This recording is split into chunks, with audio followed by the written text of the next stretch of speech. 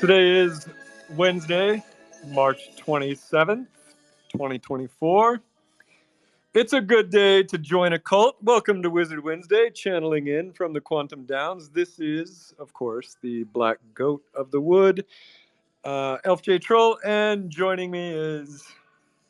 The Orange Puppet Dotta, hello, and joining me is... The Rainbow Kobold guy, Tad. And Bear What's is up? late again. Yeah, he's not up on stage yet. Oh, man. What's up, Tad? What's up, Dotta? Actually, I'm doing a bit of a work grind right now. I'm not as present in the Web3, taking a little break to do some work and rest my mental health. But lots of fun stuff going on right now. It's pretty cool. I'm not late. No one put me up there. Elf is trying to silence me. Bear, it's 2:01. That means you're late. It starts at 2, promptly, on the dot. Hey, I'm I'm playing it cool, you know what I'm saying? I don't want to show up to a party right at the exact second it starts. Come on. And Tad, I hear you. Web3 is certainly, it takes a toll on your mental health for sure. Yeah, little breaks go a long way, especially when things get too chaotic. What's a break? I've never heard that word before. Too chaotic, which is like every hour of every day. If it's not the SEC trying to sue you, it's AI trying to erase your humanity, or some hacker trying to steal your funds, or some bot on Twitter trying to spam you. It's just constant. I don't know what you guys are talking about. I'm just, like, racking up the dollar bills, y'all. What? Wait a minute, what? Yeah, Dotta, I think your experience in Web3 is probably unique for most of us. Sounds like a skill issue. It probably is. Did Dotta just say dollar bills, y'all? Dotta's kind of hardcore these days, Bear. I don't know if you noticed. I'm kind of scared. What's Dotta up to? I like winning Dotta. He's got a good swagger to him. No, cocky, there's literally nothing better, and I know Elle feels the same way. Cocky Dotta or really bullish Dotta, there's nothing better. It's like having a birthday. It's a second birthday. No, it's for real. Michael Saylor and Dotta have never been more cocky than like the past thing year. is that I can't post a lot of my cocky statements, so it's all just in the Magic Machine Discord. So when that all gets surfaced, when the SEC comes after us and they like dump the Magic Machine chat logs, you guys are going to see some real bangers.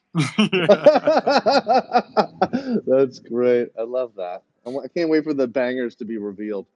Yeah, we'll be in jail, so we won't be able to come to appreciate it. But... I don't know what you're talking about. I have done nothing wrong.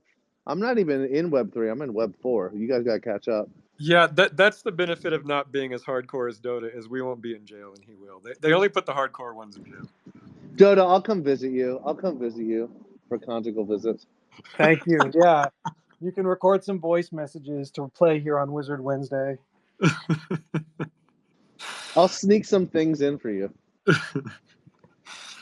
All right, we got a big show today. We got some cult questions. We've got a spicy topic that I want to talk about. Also, Wild Mage is coming on for an announcement. So yeah, Wild Mage, you can come on anytime. Also, I can't wait to get to the Cult Content Chronicle. But I don't know. Should we start with some cult questions? Yeah, let's do it. Okay, Feckless, starting us off right. Scones, should they be sweet or savory? I'm going to say sweet. What do you guys think? Sweet. I think sweet. Yeah. Definitely sweet. Yeah. It's unanimous. Sweet. Except Matto, what do you think? Don't say savory just to be contrarian. No, I like sweet scones. Okay. To be honest, I didn't even know they came in savory varieties. So maybe Feckless is just trolling. There's like a no. There's like I've had some bacon cheddar scones. Like a meat scone? No, like bacon cheddar, like a bacon cheddar, like something savory. But here's the thing: is no one's just ever done the savory scone right. And if they have, let's leave a comment and a like, and tell me where to go for a nice savory scone. Yeah, right. it's like crepes to me. Like there are savory crepes and there are sweet crepes. But usually if I'm in the mood for a crepe, I'm usually gonna go for a sweet one rather than a savory one. So the savory ones are good. It's just that if I'm gonna get one, I'm usually gonna get a sweet one. So same thing for scones. It's true. There's a place that's kind of by you, Bear, called Porto's. Have you ever been to Porto's? They have I love meat a good. pies. I love a good Portos. Love a meat pie. Yeah, the meat pies are incredible, and I like my meat pies savory, not sweet. So Also, Radagast is telling us that we're pronouncing it wrong. It's not scone, it's scone. Or I've never heard that. What I'm country? never calling it That's scone. not real. Get out of here with That's that. not real. That's, Sorry, Yeah. Rune. that's BS. It's not real. Positive vibes only, I guess, but no. I think Radagast lives across the pond with Niski, so I think scones are savory and scones are sweet. Let's just say that. there you go. All right, Feckless has one more question. Bear, I'm going to throw this to you. Are there any NFT NYC plans? You know, this is a little sensitive subject, but we were planning. We were going to do something, and what I realized is it was a bad business decision because if we're going to do something, let's celebrate. And I guess I'll start with I will be there. Jitsi will be there. I'm taking a bunch of meetings. I have to sort of take the opportunity of all these people being in one place, but we're not doing an official thing because the next official thing we do is going to be celebrating all the stuff that we can't talk about, all the bangers that are in our Discord that will be revealed in the future in the courtroom. And so, no, we're not doing something official, but there's going to be a handful of us there. But yeah, we're just going to have to wait. We're going to throw a party when there's something to celebrate. So stay tuned. Sounds good. Okay, Jason is asking, do you like me? Yes, no, maybe. Jason, Heck yes. you're hilarious. I love Jason. Dota Let's go. says yes. Bear says definitely yes. I'm gonna say yes. But I will say sometimes I have to mute people if I get stressed out. So I'll be unmuting a lot of people who have been muted over the next few days. And don't be upset if he mutes you. He mutes me all the time. Yeah. Also, I think Dota kicked me out of the Shadows Discord. Basically, Dota's always telling me to not tell anyone to floor it in GTFO. We've seen what happens when other founders do that. So this is just a way for me to prevent me from doing that. Bear even doubled down. Speaking of doodles, Bear is doubling down on his conviction. Where's Jitsi? Jitsi needs to get up here. Yeah. I'm gonna win that bet. God damn it. Oh man. Yeah, Bear is still bullish on the doodles. I love doodles. I think I love doodles. That's all I'm gonna say. Dota, I love the way you tried to strategically pivot away from a controversial question. Oh, I didn't. I know, always a diplomat. I didn't ban you from the Shadows Discord though I banned plenty of other people. That's for sure. Man, we've had a lot. I feel like it's got peaceful in there. It's pretty peaceful. I do not see it in my little Discord channel column. You're supposed to be like an admin for the whole Discord server, so there's no reason. That's what I thought, but I feel like either you or Jitsi sometimes demote me just to mess with me. It's probably Jitsi. It's not me. I would never risk that. Okay. I would love to take credit for demoting you. In fact, that's now going to be my mission for the rest of the week is figuring out ways I can demote you and just cut you down. Not if I demote you first, Bear. This is a race to the bottom. Speaking of Jitsi, here he comes. Jitsi, did you ban me from the Shadow Discord? Okay. I thought Jitsi. so. Jitsi, Give us some on-chain alpha. I feel like some weeks I'm the one who knows on-chain alpha, but like really the past week or two, it feels like you're the one who's been hitting it out of the park. Tell us what we should be looking at. Oh man, I mean, I have all my eyes on base right now, and most of the things that I bet on already kind of hit, so it's like hard to tell what's coming up next. I definitely think that one Pepe collection that's hand drawn that we got spots for Wizards will do pretty well. But it seems like a lot of people are looking at old collections from like a year ago and reviving them on base.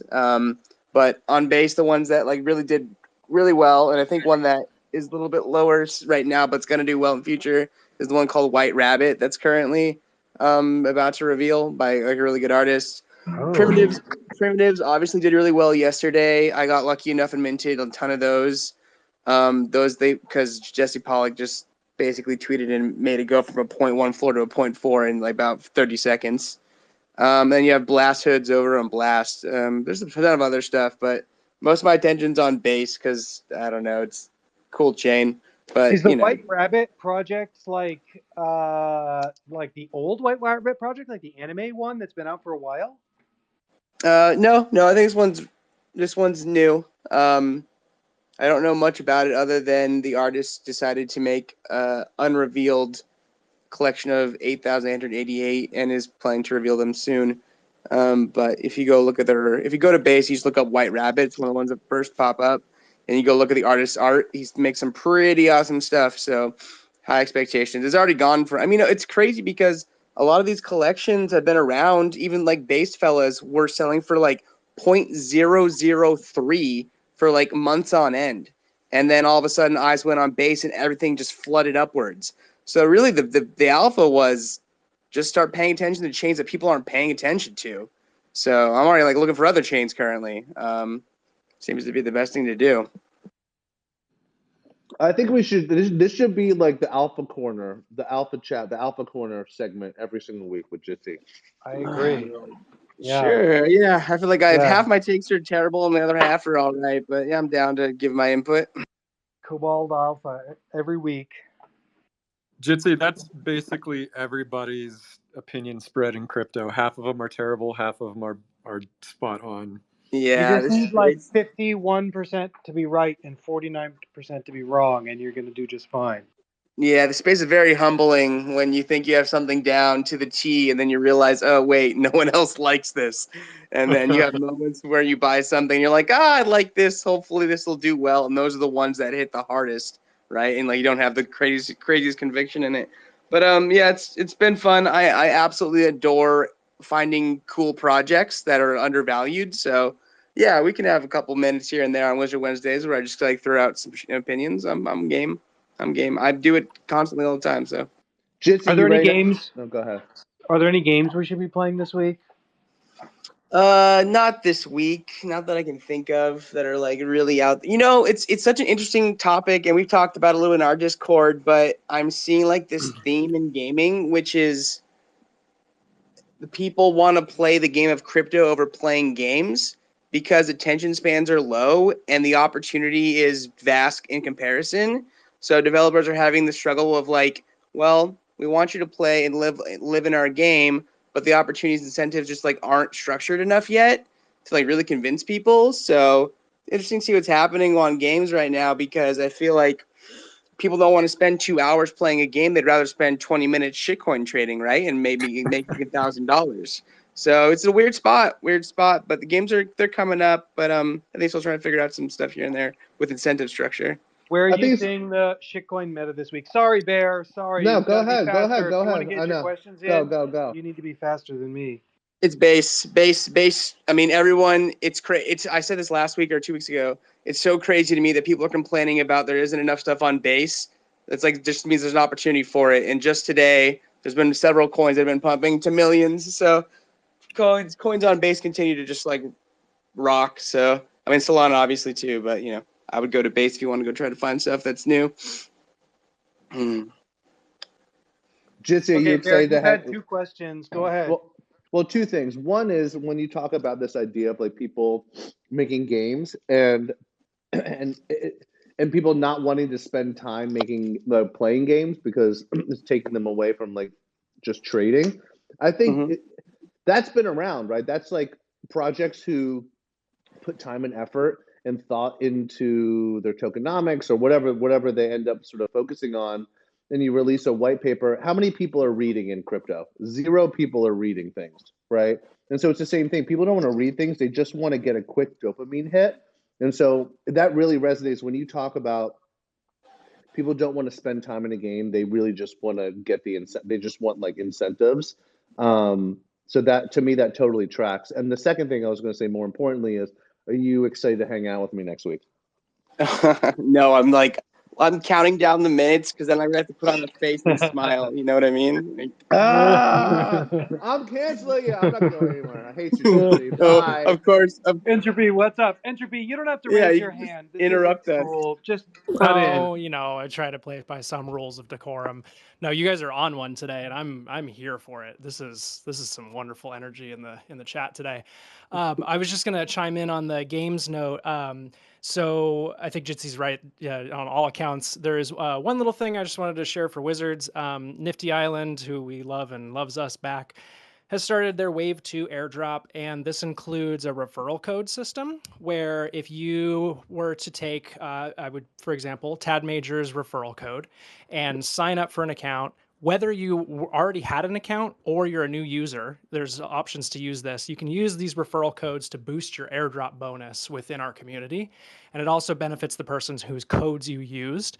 So not like a massive update, but you know, while we're talking about like passive earning or things like that, it's pretty easy to sign up for this account. And even if you're not super active playing the game, you probably end up with some decent distribution from the airdrop just because we're such a like partner collection and they love us and stuff. So I would totally encourage anybody who's listening and hasn't gotten into Nifty, or if you are in Nifty with like a low tier, say you're like Iron or whatever, using one of these codes will bump you up to like Silver tier and just acts as like a multiplier on the airdrop that you'll get. So a little bit of tidbit. That's smart. That's smart. Like, I think that's one of the things we'll keep on seeing within games is like incentive structures that make sense for not just the average user, but like it'll upgrade through multipliers or something that's like for the passive user as well. I mean, that's associated like also being upgraded through activation. I don't know. It's just interesting to watch, but obviously Nifty Island's one of the front runners and doing it correctly, in my opinion. I think like there's just so many teams right now that are trying to figure out how to like speak to the native crypto audience through gamification that the tokenomics and what they're doing incentive wise has to be so good. Like you're competing for people's time and it's not going to get any easier. So it's just that people have to get really creative, but obviously Nifty doing a great job. And I was joking about Web Bear. I'm super excited to see you. And Ren.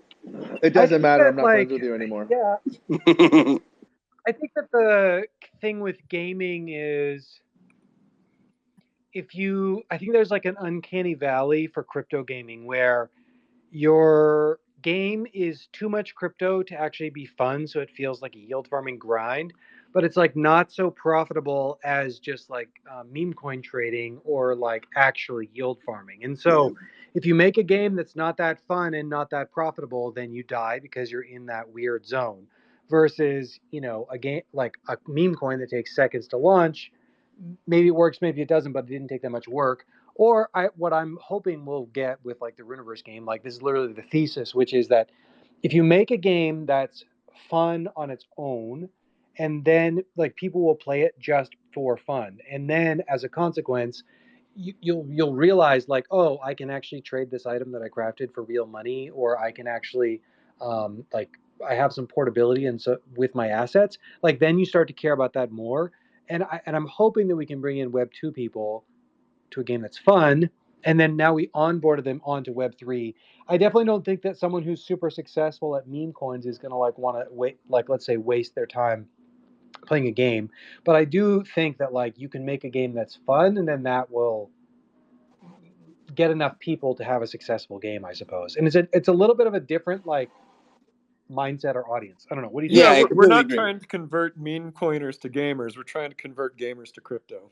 Right. And there's like tons of audiences, and there's different types of players of game, right? Like I think the we'll call them degens, or those who are just like uh, glued to their computer and can't get away from this scene, right? Like even if they are gamers, like someone like myself, I feel like I'm just addicted to being around everybody here and being in the space from like a trading perspective almost at times, and like, you know, lore creation and whatever else we're doing at the current moment. But it's like community driven, where it's like if you're trying to attract the average gamer, they might know nothing about this place, which is okay because they'll play the game and they'll enjoy it and they'll be, you know, crypto pilled in that point. But you know, it's like hard. I think, you know, I always use reference of Yuki Dash. I think they did it really well and didn't know they were going to do it really well. That's the thing. They kind of just, you know, a high incentive structure with a 2 to 5 minute gameplay loop did really well in this space.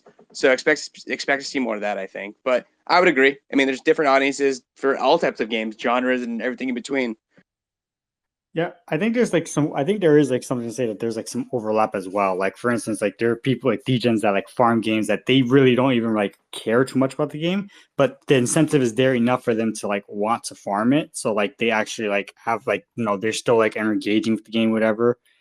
So like for instance, like on Blast, there's like a couple games on Blast that people are playing specifically just because like it gives them like a multiplier to like their Blast gold, and Right. so like they're playing those games like, and those games like really unpolished. They're really just like made specifically just like rush onto Blast. But people are still like they degens are mostly playing it because even though there's not much fluff in the game, it gives them that multiplier. So they're just incentivized by like, I'm just playing this that way I can multiply my eardrop. Yeah, there's a Yep. fine line between. Well, like also, I'll be the first to tell you, I hated Dookie Dash. Like, I got so tired of playing it, like 10 hours in or something crazy.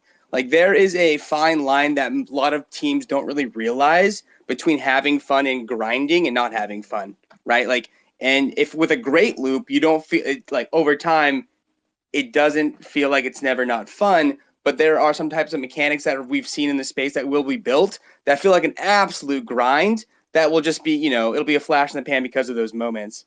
But yeah, it's all goes back to the same point that Dota made, which is you just have to make something fun. The rest will follow and figure itself out, but it has to be fun first and foremost.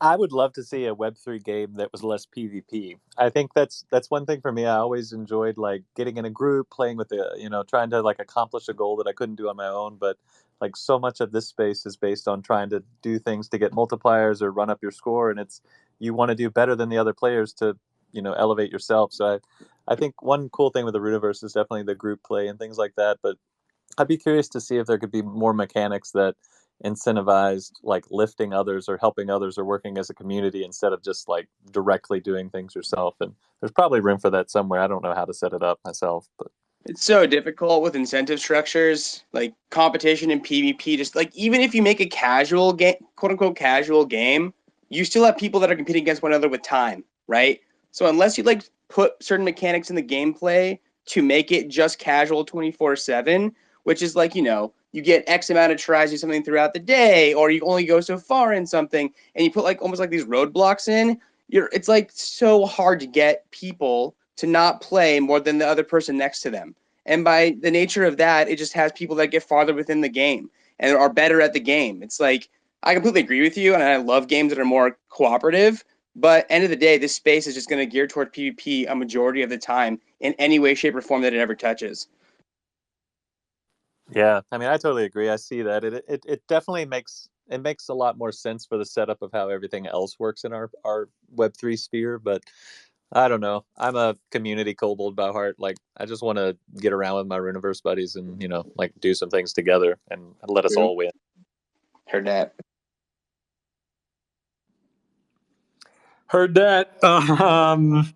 Okay, we've got some lore questions that I want to jump to. Meeple Dad is actually asking a really fun question, and it's about banking in the Runiverse. How fun is that? Um, so basically, well, I'll just read his question. It says the etymology of the word mortgage means death pledge, which seems like the sort of thing that the Zombie King CEO would be making a healthy profit off of, both in cash and souls. Also, what is known about the banks of the Runiverse? What can we speculate on? And what do the common folk think of lenders and borrowers in the Runiverse? Okay, how fun are these questions? Finance in a fantasy world. First I want to say, like, this question really made me think of this really famous or notorious statement that George R. Martin made about Lord of the Rings. And it was sort of a critique. He asked, he said, what is the tax policy of Minas Tirith? As if to say that, like, Tolkien really hadn't thought deeply enough about his world building. And of course, a lot of people chided him for asking such a question.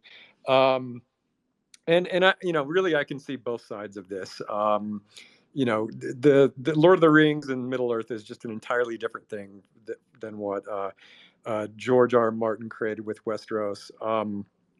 I think it's just fantastic what George R. R. Martin did with like the Iron Bank and the way finance influences just sort of the warmongering in Game of Thrones. And so that's what your question first made me think of, Meeple Dad. I think it's a really good question. Yeah, I mean, most of the banking is certainly done in Red Wizard Capital. As we all know, they are sort of the financial oligarchs of the Runeverse, and they use their magic for financial ends. Um, I think I think it's really fun that you worked in the Zombie King CEO into this question. Which, by the way, if you have not read the Zombie King CEO's Book of Lore entry, do it. I don't know who wrote it. I heard a rumor that Merlin wrote it, but I'm not certain. But it's so good. It's so weird. It's so funny. It's so unique. I want to talk about AI later in the show, but this is the exact sort of thing that AI would not create. It is just a pure human created piece of content. The Book of Lore entry on the zombie CEO. But back to your lore question, Meeple.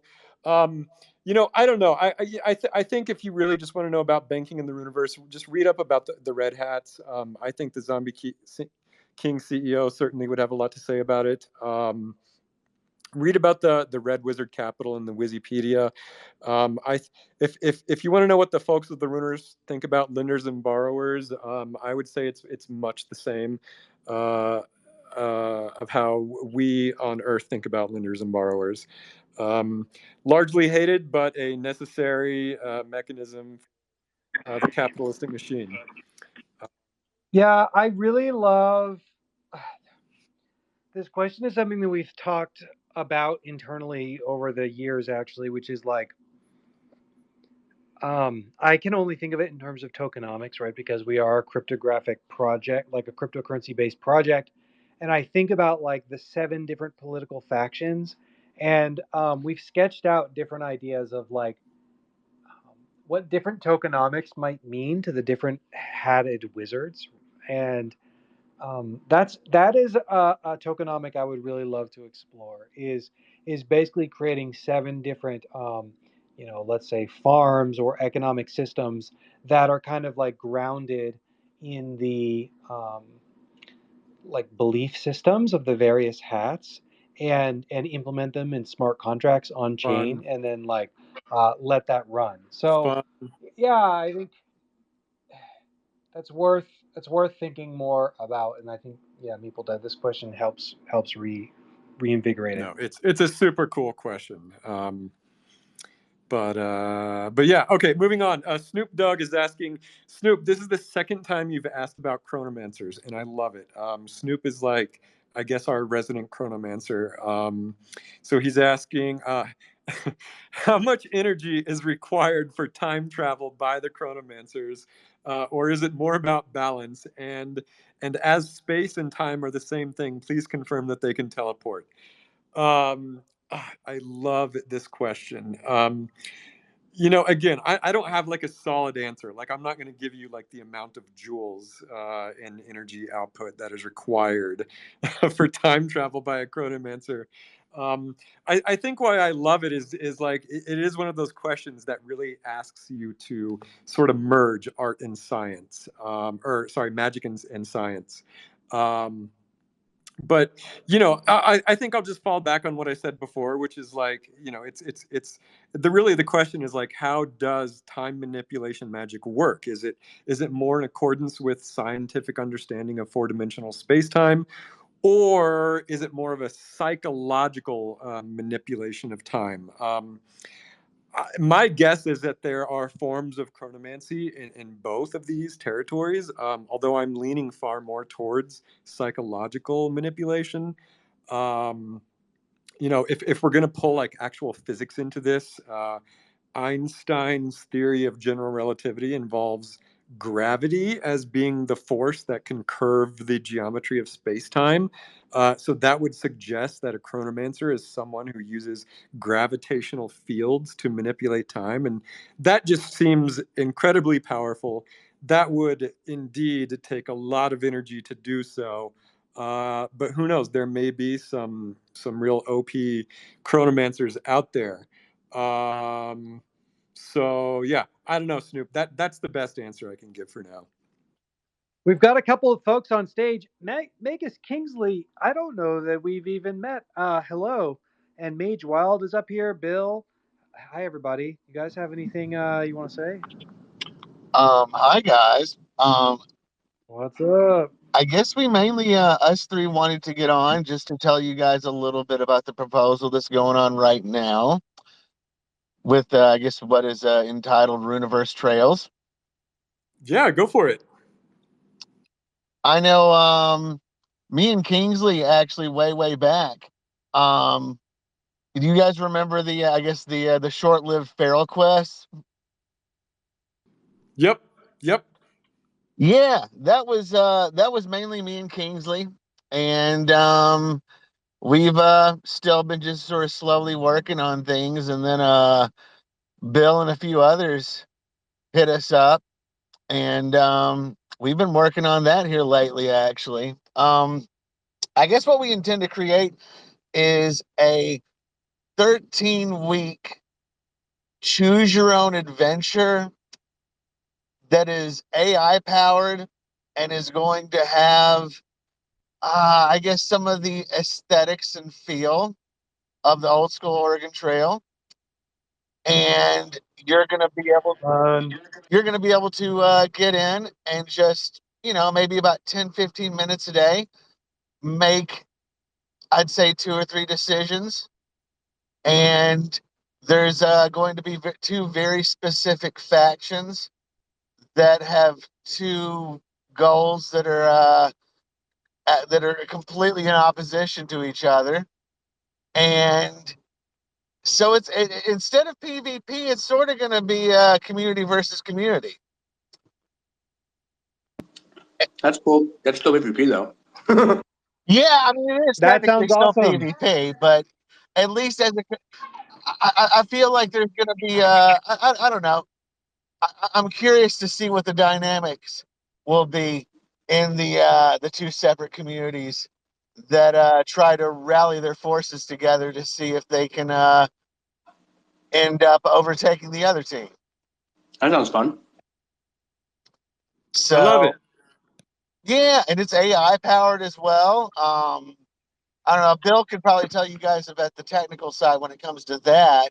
And yeah, Kingsley, like I said, I actually gave him his warrior. I've actually known King since we were both in kindergarten, and we've been pretty much best friends ever since. And we actually Fun.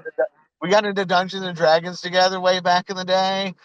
And that's part of the reason why I gave him a wizard, because I knew this was absolutely up his alley. Amazing. Where can we when can we play it, and where, and how can we learn more information? Will you share links in the Secret Tower? So it's up for a DAO vote right now. We do need some funding, mostly to pay the conscious NFT AI people to set it up. The like project lead or the product manager, not Mock, he and I have been talking about doing like a Runeverse AI powered Oregon Trail game for a few months now. I think we've been talking about it since early December, and he's been playing around with LangChain, but couldn't get anything that was sufficient enough to do what we wanted to do. And the conscious NFT guys, like the people who run the company, they came to the DAO with a proposal, and I was like, wow, this might actually be exactly what we need to build the game. And so we started playing around with it. We started talking with them. So in this proposal, there is the game that we're gonna be making, which is we're trying to make it in about 4 months. It's pretty simple. We've kind of mapped out what we need to do.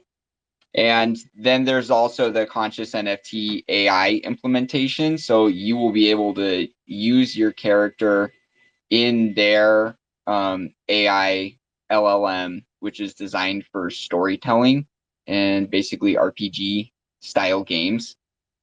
And you'll be able to experience the Runeverse that way as well. So there's actually like a lot of deliverables in terms of what we want to bring to the table. Yeah, so that's kind of it. That will be ready. The Conscious NFT AI will be ready in 2 months with testing in the 3rd month. Amazing. Is the proposal already up for us to vote on, or it's coming? Yeah, up? the proposal is up already. It's up. It's being voted on. This sounds great, guys. Yeah, we have a real banger of a story. Basically, the premise of what we'd like to create is different stories in the Runeverse right after the gate to the 7th realm opens up. So all these beasts have just come out of the gate, and you're dropped in a scenario, and you have to make choices on what you're going to do about it. I think it's the perfect starting point for any character's story. So if you have a character you haven't written any lore about, or maybe you have some lore written about them, or whatever, you can drop into the game with this character and start making choices about what your character wants to do about the beast. And so the first one will be revolving around Salty Sloan trying to kill the Salt Kelpie, or at least get rid of it. We're planning on a variety of potential game endings based off of how well the two factions do playing against each other. So literally, like, what you choose to do will have an outcome on the whole story that we're trying to tell. So the more people who participate, the better. And we just want to create like larger collaborative narratives that, we've kind of seen that with Black Sand with the pony races. People are participating, and that is shaping some sort of narrative. But we want to take that one step further and build a larger storytelling mechanism, collaborative storytelling mechanism. I love it. I think this story plot that you're starting with sounds super fun. The idea of making choices based on the beasts coming out of the gate—that sounds great. Yeah, so the first quest is going to be for 13 weeks, and then we'll reevaluate how we want to do that. But it would be nice to get through all of the different beasts with these stories. Love it. Also, Kingsley has like well over 2 decades of experience with the Dungeons and Dragons, Vampire the Masquerade, Mage the Ascension, all sorts of role-playing games. And we've talked a little bit about trying to actually at some point have live D&D games using one's tokens on Twitter Spaces, so that way people could listen in on the game going. I think that sounds great, man. I love it. All right, Kingsley, do you have anything to say about that? And just whenever like we're going to be devoting a lot of time to this Runeverse Trails game, but yeah, I'd be very interested in seeing how many people want to get a game like that up and going, and how often they want to play. And if there's enough interest, I have a couple of other friends that are also very experienced dungeon masters. They're not part of this community, but if there was enough interest and it was too much for me to handle, I'd be happy to reach out and maybe try to bring some other people in. I love the idea of building up some new lore around the opening of the seventh gate, and like role playing with your characters is the perfect way to do it. It's a super fun idea, guys. It really is. If Forgotten Runes is anything, it's a giant perpetual online game of Dungeons and Dragons. Also, the fact that it's based on AI means that like a lot of the work is in the first one setting it up, and then subsequent ones are easier. Is that right? Yeah, that's totally correct. So once we have the base app up, it's basically about polishing, maybe adding new choices. Obviously storytelling and stuff like that is going to need more like continued work. But yeah, it's most of the cost is in just setting everything up initially.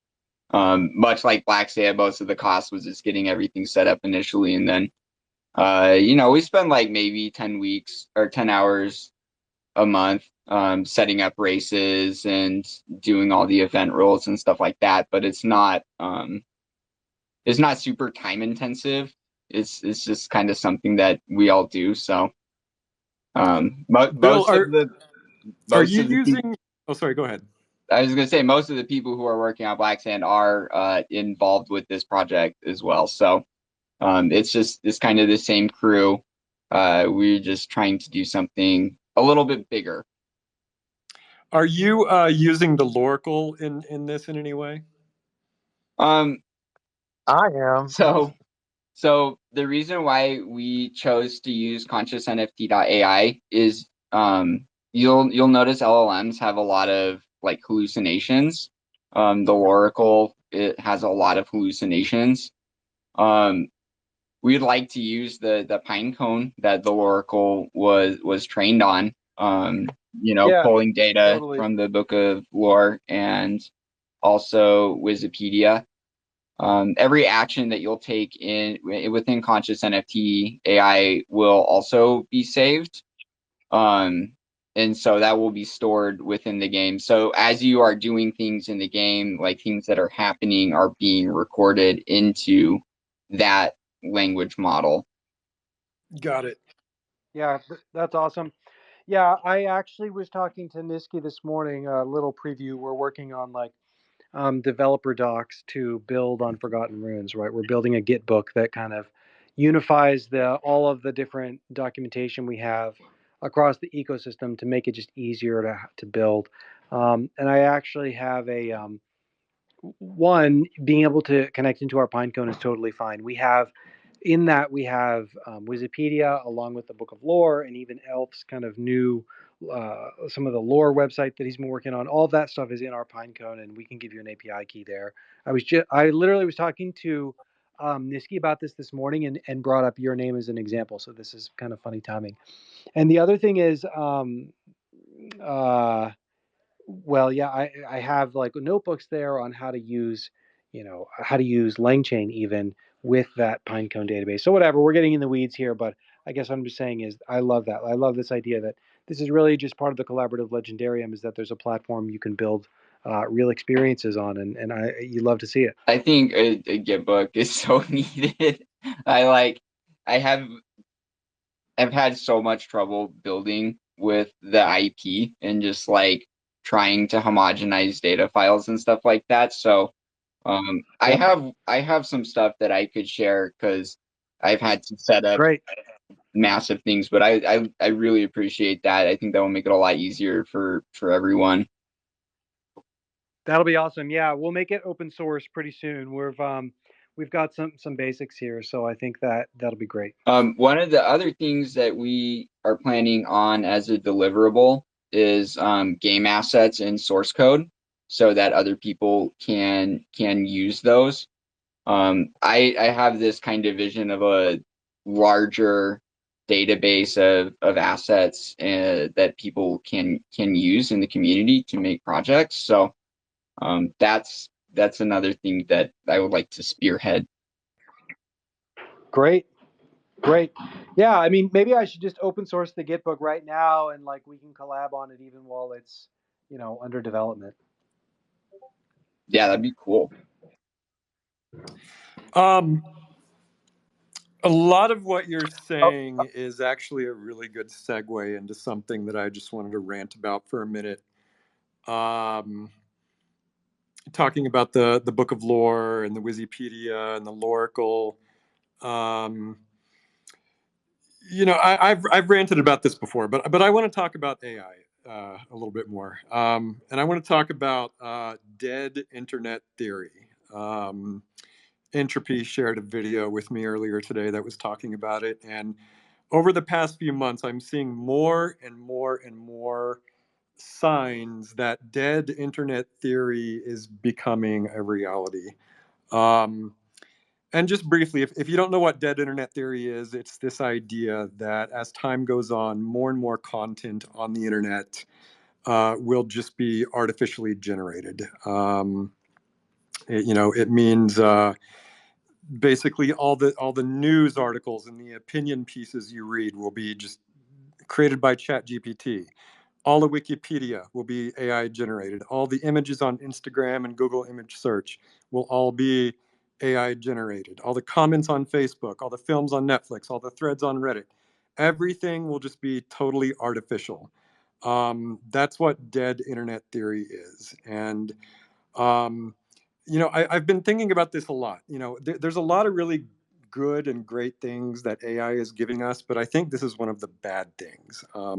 I don't think anybody actually wants this to be the future of the internet. And if you're going to say that you do, I just think you're being contrarian or you've developed a coping mechanism. But nobody wants this. And I think like Forgotten Runes Forgotten Runes is coming into this world at such a peculiar time in human history, namely the age of AI. This is an age where one of our primary human qualities, one of the things that makes us human, the ability to create, the ability to simulate abstract concepts and make art and story with it, this is now within the purview of the machines. This has always been humanity's private sanctum, and now the machines have entered it for better or for worse. And that's really the question: is it better or is it worse? Really, it's a little bit of both. But as time goes by, I'm leaning more and more towards worse. And like I know a lot of people are already thinking, oh, you're just being a luddite. You don't understand. This is just the arc of technological progress. You can't stop it. Just embrace it. Um, and I get it. I really do. Trust me. I've literally worked the technological singularity into the metaverse lore. I literally believe this is where we all headed. It's where we're all going. But my concern really is just the journey to that point. We've seen this all throughout history. You can't just say, oh, technological progress is inevitable, so just embrace it. I mean, the invention of the cotton gin was probably the catalyst for the Civil War. The invention of automobiles radically changed the infrastructure of our cities with roads and parking lots. And technological progress has profound world-changing effects, obviously. So it's just really thoughtless to say this is progress, just embrace it. We need to think about it, and we need to talk about it, and we need to acknowledge that changes are coming, and we need to figure out how to deal with it. And so this is what I'm trying to parse out. What kind of like AI cyber war crossfire are we going to endure on our way to the singularity? And so like I don't want to really like rant about the broader world implications of this, but this is Wizard Wednesday, so really just like in the context of this project, what does it mean? I don't think I even agree with the premise that the dead internet theory is like that big of like a problem, because I think that you can end up combating. Okay, so you can, but you can. Sorry, did I interrupt your flow? Did you have a conclusion You were gonna say did, that you I need did. to let you Let me just finish? finish and then we can argue, because Please go I ahead. actually love to argue. Yeah. Again, if you Okay. think dead internet theory isn't a big deal, I think you're just being contrarian. But whatever, we'll argue about that in a second. What I'm trying to avoid is dead Runiverse theory.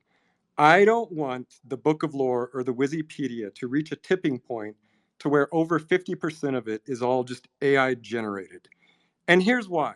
Number one, we don't want the universe to be dead. Number two, there is actual computer science to back this up. If you feed AI models with just AI generated content, there is a serious erosion and degradation of the output after a while. This is not just me saying this. This is real. And we don't want this to happen to the Runiverse. We don't want this to happen to the Loracle. It'll just become dead and flat and boring if it's fed too much AI generated content. So I guess like I'm kind of just really trying to give a PSA. Like I'm not trying to tell you not to use AI tools. Like I would never say that. In fact, even if I did, it's not like you would listen. This is where the world is headed. I get it, and there are really great uses. Like I think the project, Bill, you just pitched sounds like it could use AI in a very interesting way. Maddow is using AI in a very interesting way, but I think we're better if we keep the book of lore in the Wikipedia filled with as much authentic content as possible, because it will degrade our models, and we don't want dead Runiverse theory to become a thing. So yeah, Dotta, if you want to argue with me, please. I disagree from the top to the bottom. So, like, from my perspective, I think calling something the dead internet theory is so dramatic, right? What you're not actually getting is a dead internet. You're actually getting a Cambrian explosion of content that much of it is like beautiful and No, magical. you're And it's actually a tool that accelerates people's talent, because you can have a human in the middle that curates it, right? You don't have to have, like, when you look at, so for example, those like Side Money Tom on TikTok. Many of you have seen this, right? Where he says, "Oh, have you seen Spider Jesus?" Right? This is the thesis of the dead internet theory: is that these AI bots are out of control because they're making like Jesus look like next to a spider, and it's getting all this engagement, and people can't tell the difference or whatever.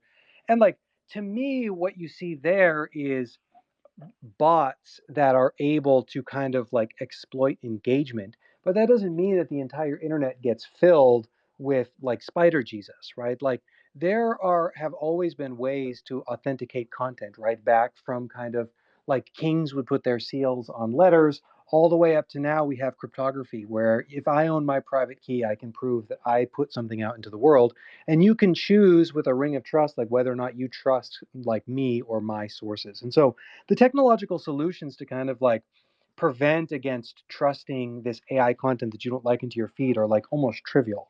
So I just don't see it. I just don't see it being like as big of a catastrophic problem. I think you are having a real failure of imagination right now. If I may, it's there are so many examples of this already happening. I mean, we were just talking in the Magic Machine Discord today about all the bots that are swarming our accounts.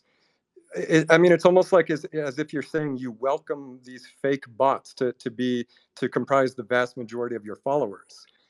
I don't think that's what you're saying. I don't think you're saying that you prefer talking to an automated voice when you're trying to like figure out your internet service. You want to talk to a real human being. I don't think you're saying that you enjoy the uncanny valley that AI art is giving us, as opposed to like real human created art. And secondly, you have to acknowledge the stone cold fact that AI generated data degrades models. It's not even opinion. It's real. And so I don't want to see degradation of our AI models. I want to preserve the authenticity of our human created data. Listen. When you say that, that's a soundbite. Like, to say that that when you use AI data into it, that it degrades your model, so we should That's not a never soundbite. include AI data. That's real computer science. What are you talking about? I, There are yeah, tons of I white understand papers written computer on this. science quite well. I understand computer science Then, quite well, then and I can tell you that what you do is you curate the inputs to like the yeah, training algorithms. exactly. It requires human curation. That's what I'm talking about. Maybe we're talking about this. We're on the same page here. Well, I guess what I'm getting at is that, like, you still are able to use like AI to make AI better. And actually, you're able to get a better data set when you use the AI tools. So to just say like, oh, if there's too much data in it, the whole thing glitches out and collapses in on itself is like not actually true. Okay, like I was saying, I'm not telling anyone to stop using AI tools altogether. There are ways to use them. What I'm ultimately saying though is don't just copy and paste a Chat GPT result into the Wikipedia. Like Sure. I have been, as we all have, been using Chat GPT for months now. I can see Chat GPT's voice in Wikipedia entries. It uses certain words, certain phrases, certain types of language, and I can see it in the Wikipedia. I see it in the Book of Lore. It's just straight up Chat GPT. And I don't think we But want from that. my perspective, I actually don't think that the issue is. I think that the issue that you solve that through curation, because like part of the problem with the Book of Lore right now is this like barrier issue. That it's too difficult to people to write stuff to put into it, and so then it becomes too serious, right? It's too hard to connect your wallet, and it's too big of a commitment to make this, forever piece of art, and so you never do it. And I think that like if you lower the bar and you make it very, very easy for people to put things in, yes, you're going to get garbage in, but like you can have a second layer on top that helps surface what's good to the top, right? You And what is don't that ever second layer? blindly What just is that say, second layer? right, what is that Humans, second layer? exactly. Like when you Human curation. Can we get back to Spider Jesus? Oh, hold on, Bear. So yeah, look. Again, I know that this is a very controversial topic. I'm just trying to avoid dead Runiverse theory. It's a real thing. I don't care what anyone says. It's real, and we're going to see it happen to but the like internet. It's already happening. It's undeniable. It's literally already happening. So I okay. listen. I believe in humanity. I believe in everyone in the cult. I think that zombie CEO entry in the Book of Lore is something far beyond the reach or ability of any AI working today, and I want to see more of that because that's going to make the Loracle even better.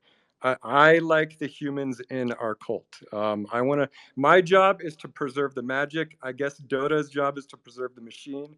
And honestly, the combination of these two things is what makes something great. So, like Dota, I welcome your contrarian opinions on this. We need that, but I'm going to stick to the magic side. So what if we're using it to edit our stories that we wrote? You can totally use it as an assistant. I do it myself. I would just encourage you to, but like keep it as an assistant. Don't just copy paste. That's the biggest. Really, if there's one thing, it's don't just copy paste. That's the biggest thing I would say, because that will lead to degradation. I can see Chat GPT's voice. I know what it sounds like, and I know other people do. It's got a definitive style. It uses certain words, and when you feed that back into the machine, it's gonna die.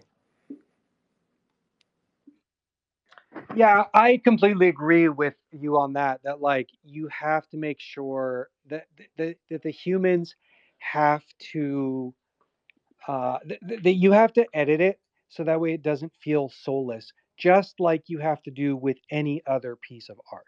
Just like you have to do with a pencil. Just like you have to do with a camera. It's not just like This, it's not the same. th- Pencils, you're starting immediately from scratch with your soul. Nothing is given to you.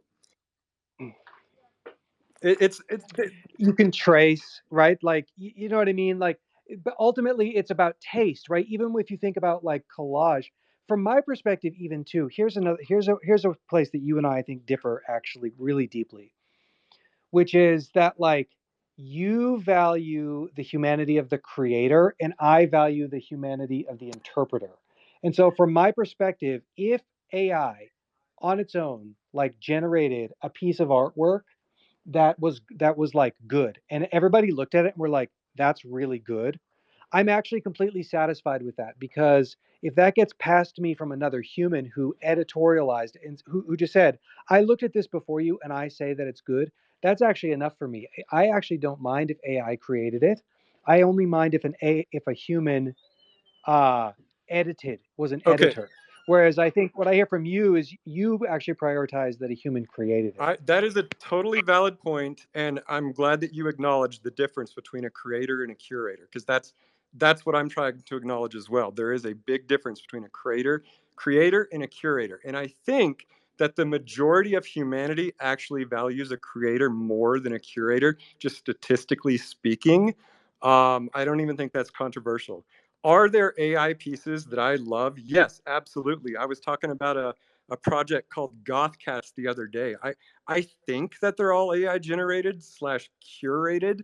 They're freaking beautiful. So there's definitely going to be exceptions, but like still, I think over the history of humanity, just pure creation, history has revered that so much more than curation. And Forgotten Runes is about putting your rune on the door. It means like creating your rune, not necessarily curating it. Like, you know, don't listen to me for my sake. Listen to it for your sake. Like, this is your chance to like put your mark on history. And, you know, this is really your legacy, not mine.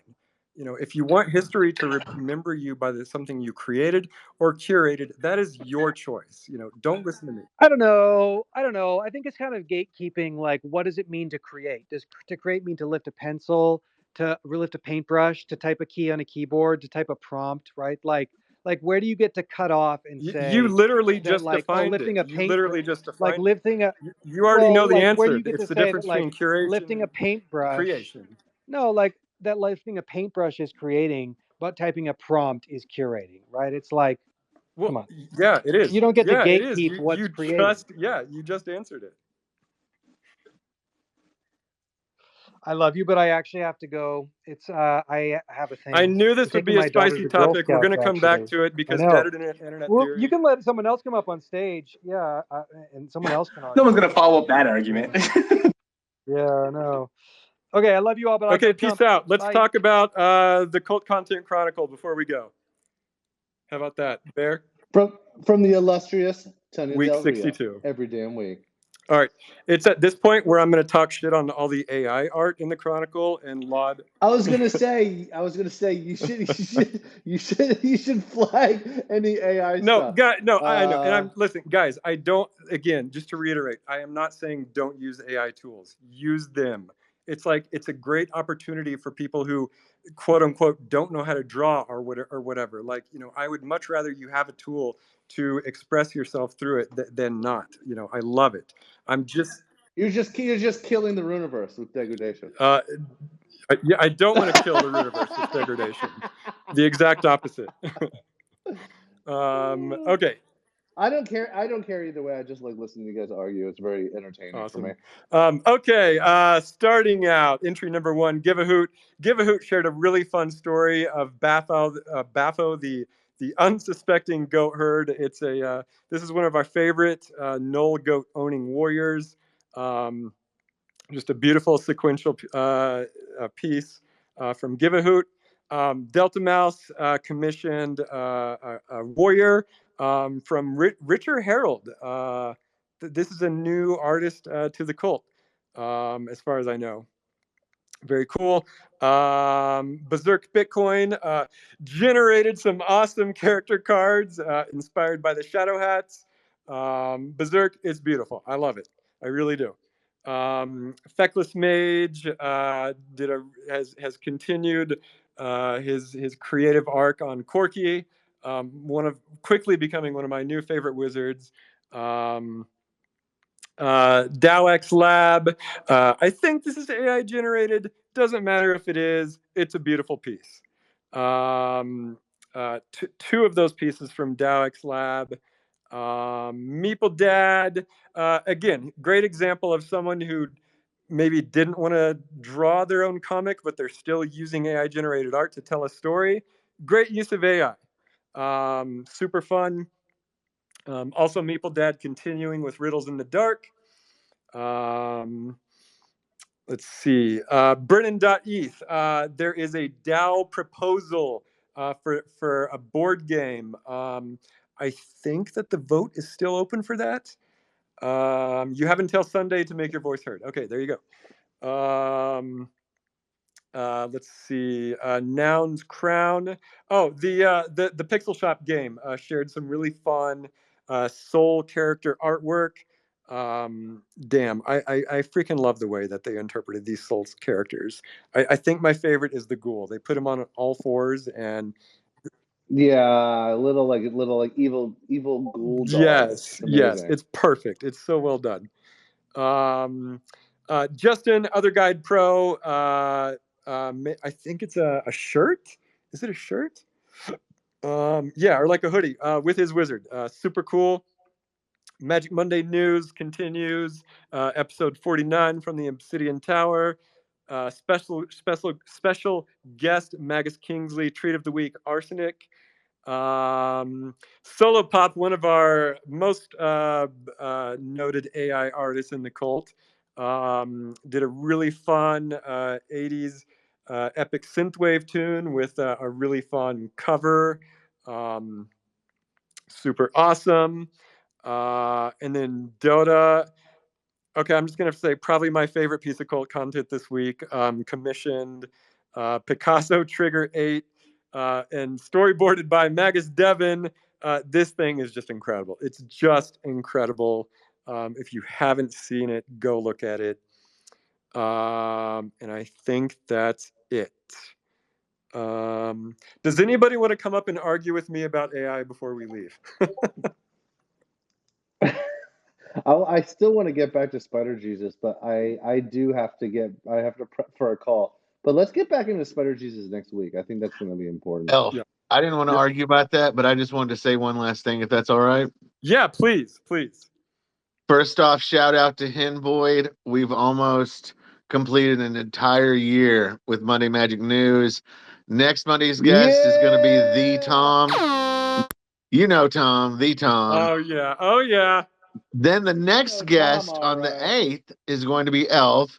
And then our year anniversary show on the 15th, Tax Day, we're going to have Dotta. Incredible. Yeah, I'm so Right. glad you reminded me because I totally forgot. I am a guest on Magic Monday News.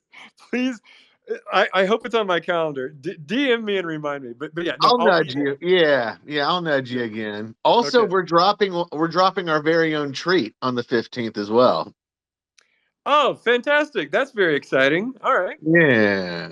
It was made it was handcrafted by Wizard of the Coast. We're very excited to use those as mainly to award people with I guess participating Wizard Jeopardy and Wizard quizzes and things like that on our show. I love it. Yeah, I also just want to shout out Tom real quick. It's speaking of awesome Book of Lore entries, Tom made one of my favorite Book of Lore entries of all time. About the burning of his wizard and transitioning into Nosferatu. Super fun entry. Acid, did you want to give any Dell updates? Yeah, I could give a few real quick. I'll keep it short. All right. Cool. So we updated our Notion page so that everyone's bio is up there, so you can find all the new counselors and their information up there. I went through the special council charter and updated all of the formatting.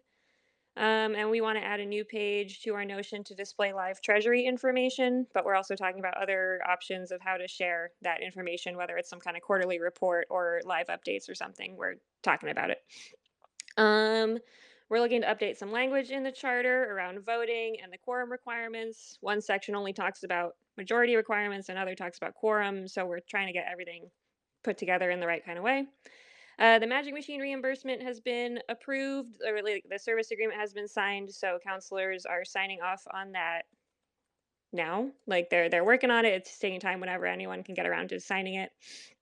So that's going through.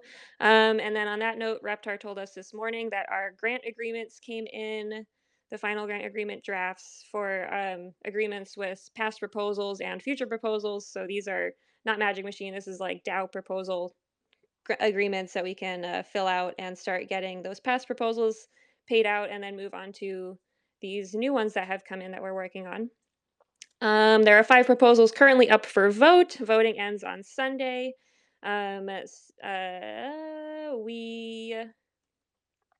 what was I going to say? We received questions about delegating votes and using Rabby, but Sharon and Reptar are looking into those. So hopefully next week I have some better updates. Oh, and there are some proposals up that need the 3,500 quorum requirement tokens required to get it to pass. So if you have not go voted, please go vote. There are some big proposals to go through, including the board game that needs to meet the requirements again. And so then the last thing was just legal updates. And I think I said that already because we got our grant agreements last night. So that is moving forward, and just literally last thing was to vote. And that's it. Awesome.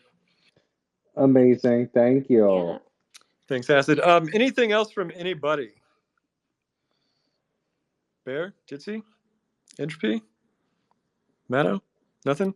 I mean, I don't have anything good to say. I'm just gonna be stupid. So I'm Just gonna No, say something stupid. Sputter All Jesus. right. Amazing. Yeah, I just have just briefly going over last week, as I'm sure a lot of you guys in the call know, we had our kind of our closed pre-alpha for the Forgotten Universe.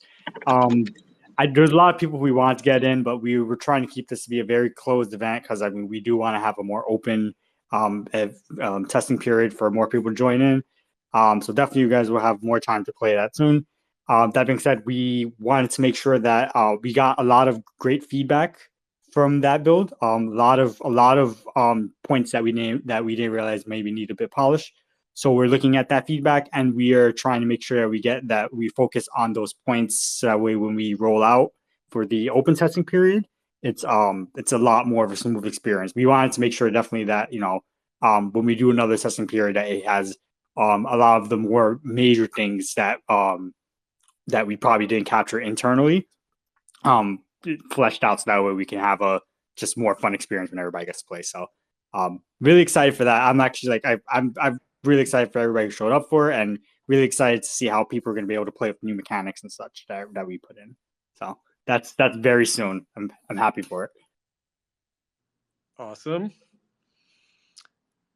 Anything else? Jitsi?